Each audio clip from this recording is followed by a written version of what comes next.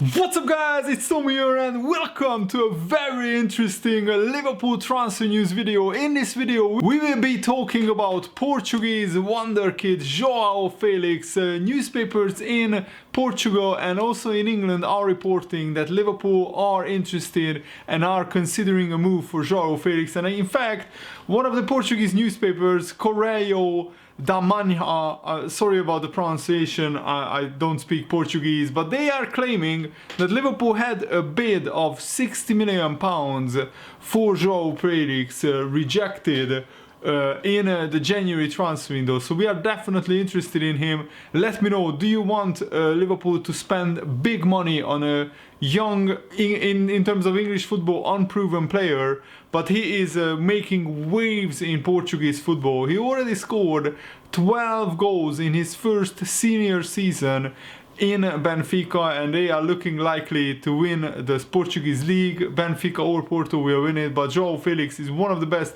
players that Benfica has right now. So we will take a deep dive into what kind of player Joao Felix is, what kind of playing style he plays, how valuable he is, how he would fit into this Liverpool team, and also will Liverpool move for him again in the summer transfer window. So guys, if you enjoy these transfer updates, please leave a like. It really helps me out and shows me that you guys enjoy the videos, and it just takes a second for you to press the like button. So Joao Felix has been linked with clubs like Manchester City, Barcelona, Liverpool and Manchester United, and Liverpool are 100% definitely interested in him.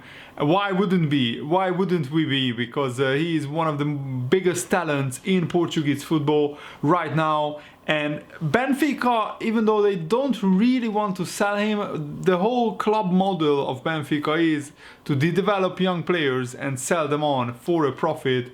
And also the Record and the Mirror newspapers are reporting that Liverpool are looking into the possibility of bringing Joao Felix to Anfield, and they are compiling reports on him. And if Liverpool want to sign him, we might have to break the club record transfer, which at the moment is 75 million that we paid for Virgil van Dijk.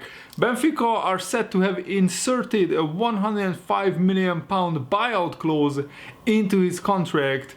And it's an incredibly steep, very high price for such a young player, especially considering that he's just breaking into the Portuguese national team. And yes, he's having an outstanding season at Benfica, but that's his first season in adult professional football. Before he played for Benfica's B team in the second division, I think, of Portugal. And he's already scored 12 goals in his first season, and that is brilliant, that is quite remarkable. And he also already played in Europe, and in the Portuguese league he already has 10 goals in 18 games, which is again an outstanding number. Not only does he have 10 goals in the Portuguese league, but he already has 5 assists as well. So that means that in just 18 games he contributed to 15 goals for Benfica, which is outstanding. And he is dubbed in the Portuguese media as potentially the next Cristiano Ronaldo. And also Santos, the Portuguese manager who guided Portugal to winning the Euro 2016 tournament, he said this about Joao Felix: "If I did not think Joao had quality, I think he wouldn't be here. It's very easy. I only put Joao into the squad because I believe he has enormous potential." So the big news is that Joao Felix has been called up for the Portuguese national team in the last international break that just finished. So he's now knocking on the door of the Portuguese national team, which is, I think, for a 19-year-old player, is a fantastic development. And he was on the bench in the Portugal games, but Portugal failed to win either games, and he didn't come on as a substitute. But his Portugal manager Santos is a big fan of Joao Felix. He also said this: "A few sentences that I say on the street, I cannot say as a coach. I repeat it, every player in the national team is a player of the highest quality. You cannot compare things that are not comparable. He's referring to Joao Felix being compared to Cristiano Ronaldo. Joao Felix is just starting out his career, and Ronaldo is already one of the best players that ever played football. So yeah, he is right. I don't think we should compare these two. They are two players of great qualities, but they are completely different. To compare, they had to be players with very similar characteristics, but they are in fact of the highest quality. They are players who can reach the national team at the age of 16, 17, 18, 19. Paulo Futre, Ronaldo, they have a lot of quality, or they did not reach the main national team at this age. He has a point. I don't think even Ronaldo played for the Portuguese national team when he was like 17 or 18 years old. He was just starting out his career in Sporting, and then he moved to Man United, and then later he became a Portuguese national team player. And it looks like that his release clause is 120 million euros, which is about 103 million pounds. I don't think anybody will pay that, I will be honest, because he's a pretty unproven player. And I would be very, very surprised if Jurgen Klopp went and paid 100 million for an untried, untested 19-year-old player, because for 100 million you can get a proven goal scorer or a proven attacking midfielder who is world class already. But Joao Felix definitely has the potential to become world class. What his value right now is, it's about 40 or 50 million, but if you take into account his potential talent, he's definitely could command a transfer fee of upwards of 60 million, even maybe 70 million, with the way that these crazy transfer prices are happening. I don't think Liverpool will pay that for Joao Felix. It remains to be seen whether Manchester City or Barcelona or even Manchester United will risk this high transfer fee for a pretty unproven player, but he's definitely a talent. So I just wanted to talk about him. I wanted to analyze what kind of player he's. And so a lot of people are comparing Joao Felix with Cristiano Ronaldo, but I think that is not a right comparison. The right comparison would be to compare him with Kaká, the famous Brazilian footballer who won the World Cup with Brazil as well, if I remember correctly. So Joao Felix made some massive progress in the last season because he was called up to the Portuguese under-21 team at just 17 years of age. His meteoric rise has seen him being touted as the next Rui Costa. That's maybe a more fair comparison if you want to compare him to a former Portuguese national team player. And also he was the youngest player to debut for Benfica's second team, the Benfica B side, and that's also a very, very big compliment to him. And he was promoted, as I said, to Benfica's first team just this season, and he already is one of their first players on the team sheet, which says a lot. So Joao Felix has been playing as the center attacking midfielder for most of his youth games, even though he's best suited to the inside forward role. And in Benfica's new system under coach Bruno Large, the youngster has been deployed as the supporting striker in a 4-4-2 formation. In this way, he's able to roam in the attacking areas to provide the required link between the midfield and the attack. He often starts out wide before drifting into the center areas to finish attacking moves. So that's what kind of player he is right now. But of course, at 19 years old, he could still develop into an out-and-out goal-scoring attacking midfielder or a box-to-box midfielder. So at the moment, it's pretty much up in the air. And I think Joao Felix also needs to probably develop more physically before he moves to a big club like Man City, Man United, Liverpool, or even Barcelona. But he has the talent. He is a goal threat. I mean, scoring 12 goals already in your first senior season is an outstanding success. He has creativity, he has vision, so he has a lot of qualities. So it's pretty unfair to compare Joao Felix to Cristiano Ronaldo right now, but he might be the biggest talent coming out of Portugal since Cristiano Ronaldo, and that is saying something. Benfica are a selling club, as much as they are experts in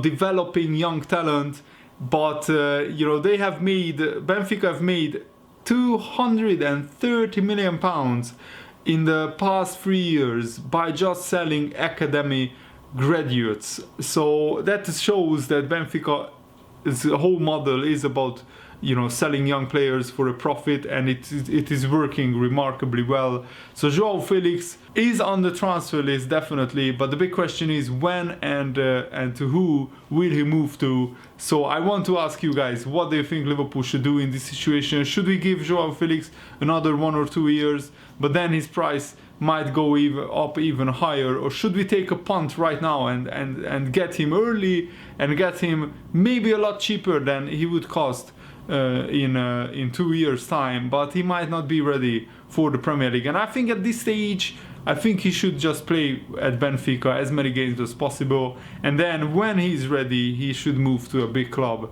And of course I would love that to be Liverpool, but we shall wait and see which club he moves to. And it looks like 22-year-old Serbian midfielder Marko Grujic doesn't really want to return to Liverpool. He told the Bild newspaper in Germany, "I feel very comfortable in Berlin." That's what he said, and I quote him, "Hertha gave me a great opportunity to play in the Bundesliga. This time at Hertha has been brilliant so far. If I could choose myself, I would stay with Hertha for another year or maybe even 2 years to make a very good name for myself by improving all my qualities. That's only possible if you play every game." He's right.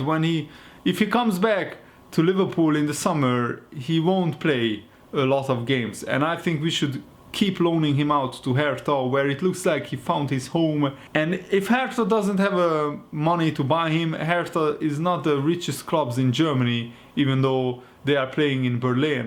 They don't have the financial resources of the likes of Dortmund or even the likes of Borussia Mönchengladbach or Schalke. So I don't think they would pay a lot of money for Grujic. So I think we should loan him out for another season, and then when he's ready to play for Liverpool, get him back to Liverpool and integrate him into the first team. Ian Rush, the legendary Liverpool striker who is the all-time top scorer for Liverpool, I think he gave a very good interview on Mohamed Salah to the Times newspaper. He said, "Last season, for me, Mo Salah was the best player in the world. I would even put him above Messi and Ronaldo last season because the English league is the hardest to play in, and he was fantastic." Just my comment, Mohamed Salah scored 44 goals last season, which was up there with the best players in the world. So if you just look at last season, Ian Rush is probably right. This year there have been 2 people marking him constantly. The one who has benefited most has probably been Sadio Mane. Mane is scoring goals and he's in a rich vein of form. 11 goals in his past 11 games in all competitions. So what do teams do now? Do they double up on Mane? Because that could then free up Mo Salah again. He's being judged on last season, Mo Salah, but he's doing well. It is only a matter of time before he starts scoring again. When he does, it could be the perfect boost for the title run-in. So yeah, Ian Rush is right. It helped Mane a lot that probably Salah is occupying 2 or 3 defenders at all times when he's running forward with Liverpool, and that gives Mane a lot more freedom to score goals. But now with Mane in such rich vein of form, will they double up on Mane and leave Salah a little bit more open? We shall wait and see. But Liverpool have a must-win game against Tottenham. Sadly, Fulham were absolutely useless against Manchester City, which was as expected. I didn't really expect Fulham to get anything from Man City, but it was still very disappointing that Fulham basically handed 2 goals to Manchester City on a plate. They gave the ball away twice ahead of their final third, or just inside their final third. And of course Man City are ruthless. They punish them with class goals from Aguero and Bernardo Silva. So now Man City go back top of the Premier League. And I don't think we can expect Man City to drop points in too many games, but I can't see Man City winning the final 14 games of the season in the Premier League. That would be just an astonishing, remarkable achievement. What Liverpool need to do is we absolutely have to beat Tottenham, and also Chelsea and Southampton. Those are our next 3 games. And if we do that, we have a great chance, because I think Man City will drop points at least in 1 game. That might be against Tottenham at home or against Man United away. That is probably their hardest game, because Man United are still fighting for the top 4. They can't give up a game, because Man United need to finish in the top 4. They just confirmed Ole Gunnar Solskjaer as their permanent manager. So I think Man United will be fighting very, very hard in that game, even though probably a lot of Man United fans want actually their team to lose to Man City, so Liverpool don't win the title for the first time in 29 years. But that is a small time mentality, and I don't think the players, the Man United players and the Man United manager will have that same mentality. It's a good thing that the fans are not playing the game, but the players do, because that will give a lot of motivation for Man United to put one over on Manchester City. Like that, I'm sure that the Man United fans will enjoy Man United ruining the Man City title hopes and also helping their own team finish in the top 4. I don't think the Man United manager or the players would want to give up top 4 just so Liverpool don't win the league. I don't think that's the mentality of Ole Gunnar Solskjaer. He has the same mentality that Man United had when Sir Alex Ferguson was the manager. So I think Man United will really go for it in that Man United-Man City game, and that could be the game that potentially decides the Premier League title. And also Liverpool need to do their job right. The good news is that we have most of our players back fit. Joe Gomez is training again. Oxlade-Chamberlain is training again. Naby Keita has been ruled out against Tottenham, but Tottenham have more players missing. I will probably dive into that a lot deeper in the Liverpool-Tottenham preview game, which I will do probably tomorrow. But I'm really looking forward to seeing how Liverpool cope with this run-in. We have 7 games left, and if we win all 7 games, I think we can win this title. But we shall wait and see. Let's see what happens. I really hope that you guys enjoyed this video. If you did, leave a like. Thanks for watching. Have a nice day. See you later. Goodbye.